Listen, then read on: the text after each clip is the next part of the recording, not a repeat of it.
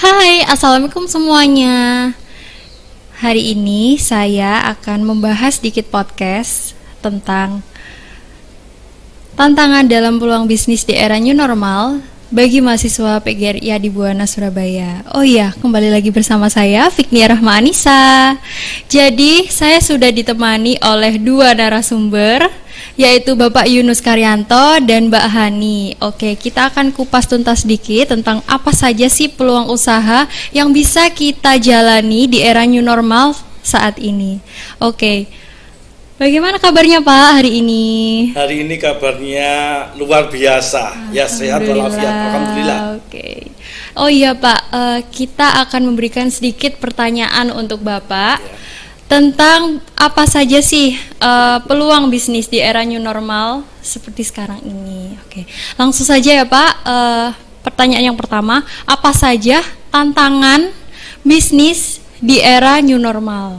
Ya, baik Mbak Fitria. Jadi menarik sekali diskusi kita pada siang hari ini. Bahwasannya saya sebagai seorang dosen di program studi PVKK, yaitu pendidikan vokasional kesejahteraan keluarga, tata boga, tata busana maupun tata rias, yang dalam hal ini kita akan membahas tentang bagaimana tantangan mahasiswa PKK, begitu ya.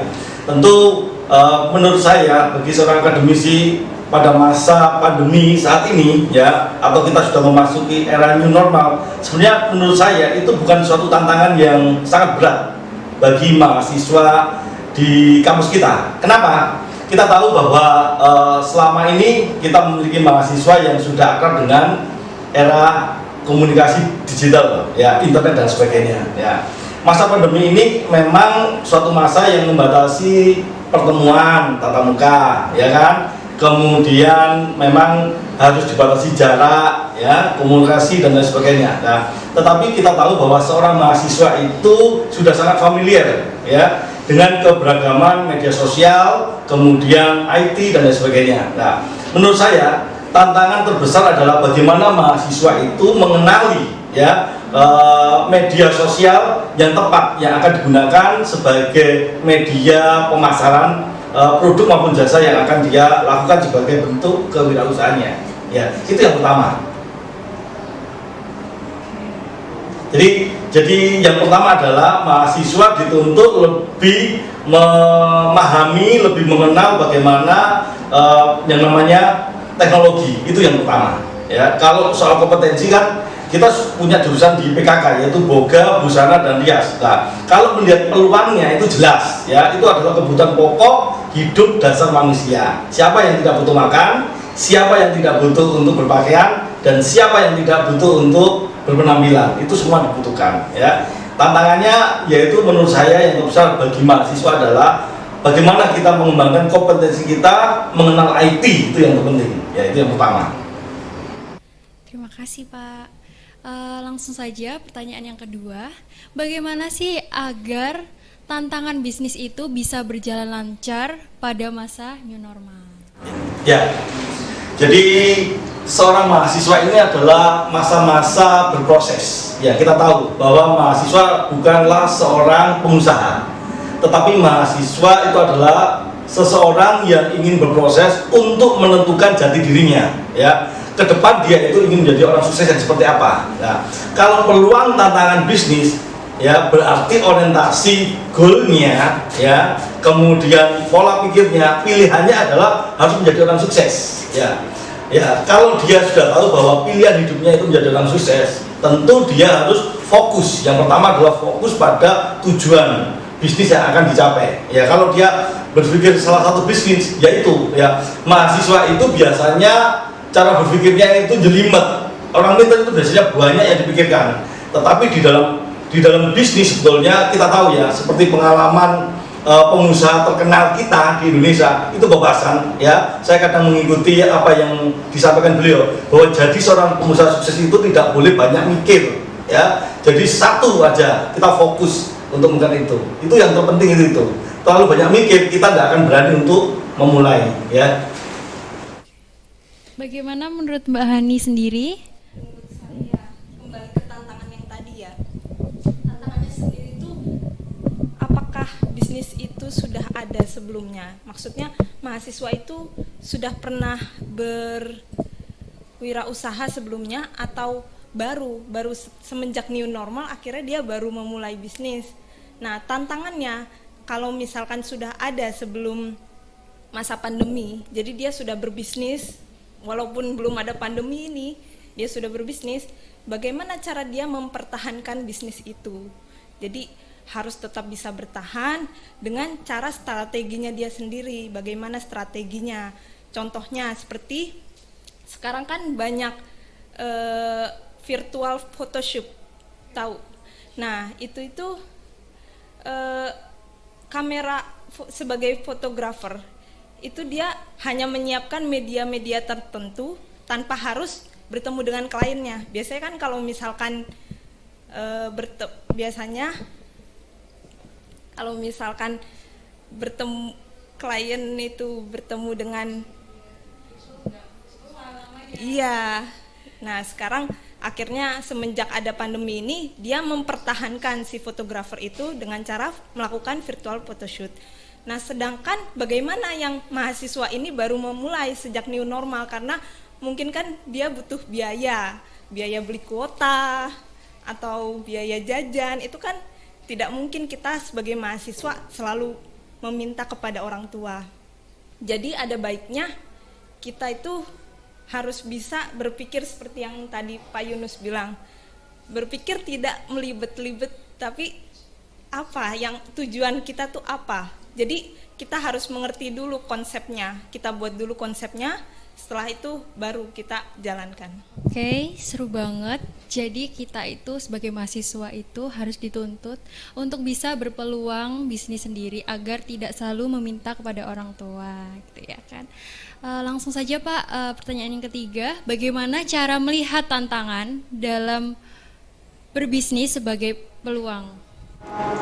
Ya, jadi kita harus melihat ya potensi yang ada di diri kita dulu, ya potensi apa. Jadi kalau kita itu mahasiswa jurusan boga, paling tidak fokus kita adalah di bidang makanan. Ya, ketika kita sudah tahu ya bidikan kita adalah mau berbisnis di bidang makanan, kita juga harus melihat ya kiri kanan itu bagaimana bisnis makanan di luar yang dilakukan oleh orang-orang yang saat ini memasuki era new normal itu. Ya, kalau kita tahu bahwa sekarang itu era pemasaran menggunakan digital, kemudian media sosial, tentu itu adalah salah satu tuntutan yang harus dilakukan oleh mahasiswa untuk mengikuti hal yang semacam itu. Tetapi ya karena mahasiswa itu sebetulnya memiliki potensi berpikir tinggi, otomatis dia juga harus tidak sama begitu. Harus ada keunikan tersendiri dari mahasiswa itu sendiri. Ya, artinya apa? Pemasaran itu kan tidak hanya dilihat kalau kita jual air putih ini ya air putih ini dalam kemasan, kemudian tidak ada berlabel, tidak ada merek, tidak ada sajian-sajian yang mengindikasikan bahwa manfaat besar pada air putih, tentu tidak laku. Oleh sebab itu mahasiswa di samping mengenali produk yang harus dijual, dia harus memberikan sentuhan-sentuhan ya keunikan-keunikan tersendiri agar lebih menarik. Itu yang terpenting ya, itu Harus diberi packaging yang packaging yang bagus ya, kemudian hal-hal yang memang berkaitan dengan fungsi dan manfaat dari air putih itu. Ini salah satu contoh kalau air putih. Tetapi kalau produk yang lain tentu kita harus bisa memberikan jaminan bahwa produk kita itu berbeda dengan produk yang lain meskipun cara penjualnya sama ya. Jadi kita melihat tantangan pertama adalah apa? Menyesuaikan dengan kondisi dulu ya, melihat sekeliling kita. Kalau model pemasarannya seperti itu menggunakan media sosial, kita juga media sosial, tetapi cara penyampaian kita, cara pengemasan kita baik produk maupun tampilan di media itu harus berbeda, lebih menarik tentunya. Bagaimana menurut Mbak Ani? Kalau menurut saya hampir mirip sama Pak Yunus. Tapi begini, kita harus melihat tantangan sebagai peluang. Jadi contohnya sekarang kan orang jarang pastikan pergi ke mall. Nah, kita coba lihat pengusaha makanan, pasti toko-toko itu banyak yang kosong. Kita coba bagaimana supaya kita dapat menjual produk kita kepada konsumen tersebut dengan cara kita membuat makanan ready to cook. Misal ada beef teriyaki, kita kemas dan kita sesuai dengan packaging yang tadi Pak Yunus bilang. Nah, setelah itu sampai dengan tangan konsumen tanpa adanya pembusukan. Jadi setelah di tangan konsumen itu tidak busuk, tapi mereka harus menghangatkannya terlebih dahulu. Jadi kita tuh harus bisa melihat tantangan itu sebagai peluang, di mana kita harus bisa membuat produk lain daripada biasanya. Misalnya biasanya kan orang makan langsung di tempat. Nah, sekarang konsumen tinggal beli lewat GoFood, GrabFood, dan lainnya. Nah, disitu. Oke, seru banget kan? Langsung saja Pak, pertanyaan yang keempat, apa saja sih contoh bisnis dengan peluang yang tinggi dan cara new normal ini? Ya, kalau kita melihat contoh bentuk kewirausahaannya untuk teman-teman di PKK yang jelas tidak kesulitan ya. Jadi kalau PVKK Unipa itu jurusannya boga, busana, dan rias ya. Tentu itu yang menjadi peluang sebetulnya ya. Tetapi bagaimana peluang ini bisa kita implementasikan ya. Ya tentu harus ada cara, tidak gerusa-gerusu kan. Harus ada perencanaan ya. Perencanaan itu adalah mematangkan diri kita secara psikologis ya, bahwa kita komitmen ya terhadap apa yang mau kita lakukan ya. Perencanaan itu boleh ya, tapi 90% bisnis itu akan berhasil apabila ada pelaksanaan. Jadi kalau terlalu banyak mikir itu tidak bisa. Nah, sebetulnya bekal teman-teman dari mahasiswa PVKK itu sudah jelas, mempunyai keterampilan di bidangnya. Yang boga makanan ya. Kalau kita tahu bahwa sekarang new normal itu tidak harus buka warung ya. Dia kan lebih simpel. Artinya apa? Warungnya atau restorannya itu ada di rumahnya masing-masing, di dapurnya masing-masing ya. Warungnya sekarang dalam bentuk media kan begitu. Nah, tentu saya juga berharap bahwa teman-teman mahasiswa yang akan berbisnis ini itu memposisikan diri juga sebagai gelas kosong. Ya, gelas kosong.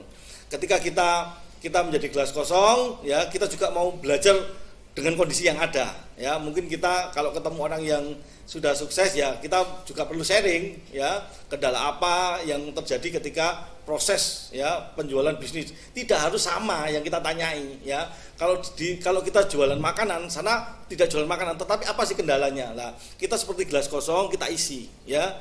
Ya, kita tidak tahu ya. Kadang orang itu memiliki pengetahuan yang kadang tidak pernah kita pikirkan. Itu yang penting ya. Jadi yang jelas harus punya perencanaan, dan perencanaan itu harus segera dieksekusi. Karena keberhasilan bisnis itu 90% ditentukan oleh pelaksananya ya.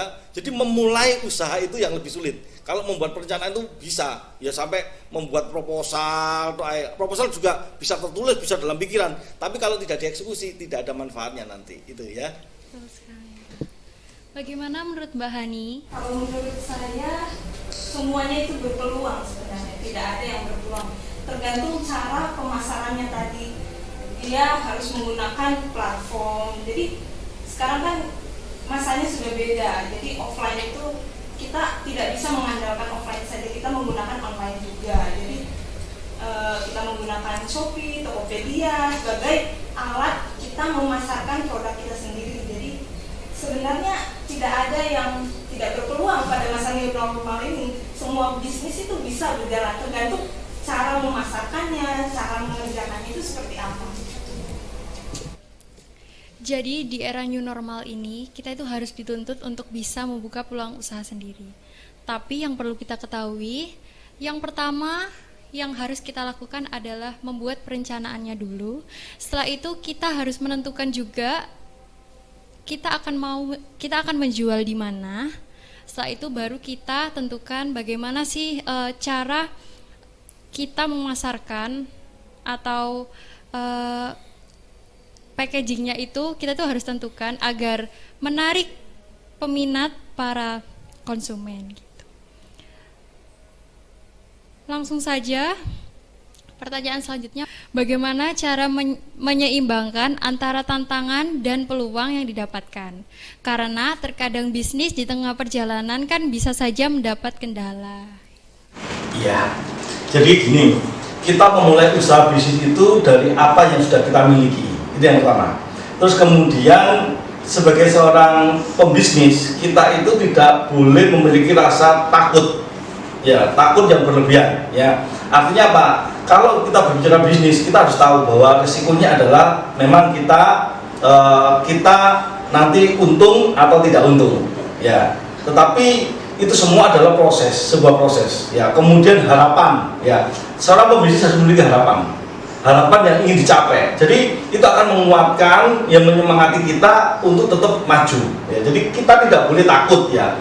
Takut dalam arti, wah nanti mesti rugi kalau nggak berhasil. Itu harus dihilangkan, ya. Kemudian yang kedua itu tadi, ya, kita harus merasa bahwa ya, sebuah bisnis itu memiliki harapan yang kuat untuk kita. Sekali kita nanti melangkah itu benar, ya, akan mendapatkan hasil yang luar biasa. Ya, itu harus menyemangati diri kita. Artinya apa? Kegagalan itu adalah sebuah proses untuk mencapai kesuksesan. Itu cara menyeimbangkan pikiran kita. Tentu ini bukan hanya sekedar dalam pikiran, tentu kita dalam mengimplementasikan itu dimulai dari sesuatu yang kita miliki, ya. Kita mampu jualan apa, ya? Kalau kita mampunya sekarang jualan resoles, kalau untuk jurusan boga, ya masa tetap boga, ya kita mulai dari resoles itu, ya. Kalau resoles itu sekarang eranya itu adalah era new normal, ya kita tidak lagi jual yang matang, yang diedarkan begitu, kita buat frozen, ya. Kalau kita punya yang namanya freezer 1, ya kita buat kapasitas 1 itu, sambil melihat peluang masa pasar lebih besar bagaimana. Nah, kita juga mungkin kalau ini permintaannya banyak, kita bisa join, bisa dengan teman yang lain, atau kalau memang sudah banyak, kita bisa join dengan orang-orang yang memang punya duit, sehingga peluang usaha kita menjadi lebih besar atau meningkat. Dengan harapan kita memang benar-benar jadi pengusaha, ya, variasinya juga akan ditambah. Jadi bagaimana kita menyeimbangkan itu dimulai dari sesuatu yang bisa kita lakukan, sesuatu yang kita miliki, ya, nanti akan berkembang dengan sejalannya waktu itu. Saya kira itu, ya. Bagaimana menurut Mbak Hani? Kalau menurut saya cara menyeimbangkannya itu dengan kita sebagai mahasiswa contohnya, ya, kita membuka usaha mungkin terkadang ada kendala. Nah itu kita bisa mencoba mencari celah dari konsumen itu. Kita selami kolam dari konsumen. Maksudnya saya itu kita itu harus mengerti dulu konsumen ini sekarang yang target yang kita jual itu kemana. Misalkan kita menjual produk makanan, nah itu makanannya untuk siapa? Untuk bayi kah? Untuk umur segini kah? Jadi itu harus tepat sehingga kita itu bisa terus lancar bisnisnya walaupun ada kendala. Oke, buat kalian yang pengen banget membuka peluang usaha, jangan pernah takut ya, karena kegagalan itu terdapat dalam diri kita dan keberhasilan itu juga terdapat dalam diri kita. Oke, terima kasih Pak atas Sama-sama. waktunya. Nah, itu tadi teman-teman, cara agar bisa menjalankan tantangan dan mencari peluang bisnis pada era new normal. Oke. Mungkin ada pesan dan kesan untuk teman-teman di rumah, Ya, Bapak. ya. Jadi untuk teman-teman mahasiswa jangan ragu melangkah, ya. Sebagai seorang akademisi, ya, Anda punya bekal pengetahuan luas, ya. Saya kira itu adalah modal terpenting bagi kita untuk memulai usaha. Nah, memang untuk modal secara finansial, ya, kita awali dari apa yang kita miliki, ya. Kecil itu kalau kita lihat pengalamannya Dr. Tirta yang sering muncul di media sosial itu, ya, beliau itu bagaimana seorang mahasiswa yang mampu menjadi seorang dokter yang hebat, ya dia punya bisnis banyak yang dimulai ketika dia jadi mahasiswa jual apa? Gorengan, ya. Itu saya kira kita mulai dari apa yang kita miliki, terus berpikir maju, tetapi kesuksesan dalam belajar juga perlu diseimbangkan. Jangan sampai ketika jadi mahasiswa larut dalam usaha bisnisnya, kuliahnya juga terlantar. Saya kira itu, ya. Terima kasih. Bagaimana dengan Mbak Hani? Dari saya ya Cukup semangat aja. Oke. jangan pernah misalkan kita memulai usaha tiba-tiba nggak ada yang beli, kita putus. Kita harus terus lanjut. Semangat. Oke. Seperti kampus kita, semangat Pagi. Oke, baiklah, itu saja podcast hari ini. Terima kasih Pak, Sama-sama. Mbak Hani. Semangat. Wassalamualaikum warahmatullahi wabarakatuh. Waalaikumsalam warahmatullahi wabarakatuh.